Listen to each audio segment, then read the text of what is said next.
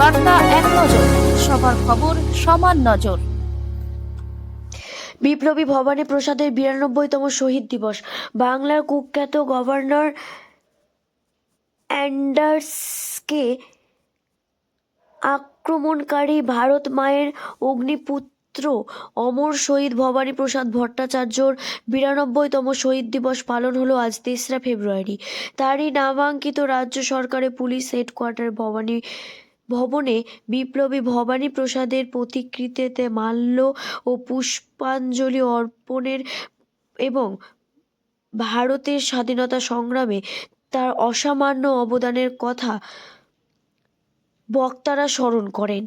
এদিনের অনুষ্ঠানে উপস্থিত ছিলেন অনিল কুমার ঘোষ, কার্গিল যুদ্ধের বিশিষ্ট সেনা মেজর নরেশ চন্দ্র দাস, নেতাজি গবেষক সত্যব্রত সোম, বিপ্লবী পরিবারে পরিমল সেনগুপ্ত, বিপ্লবী গোপীনাথ সাহা, স্মারক সমিতি সুবীর সাহা, মলয় মুখার্জি, রূপা গাঙ্গুলি, পিয়ালি রায়, রীতাগিরি প্রমুখ।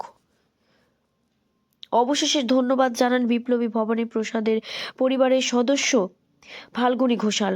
গোপাল চক্রবর্তীর রিপোর্ট, বার্তা এক নজর।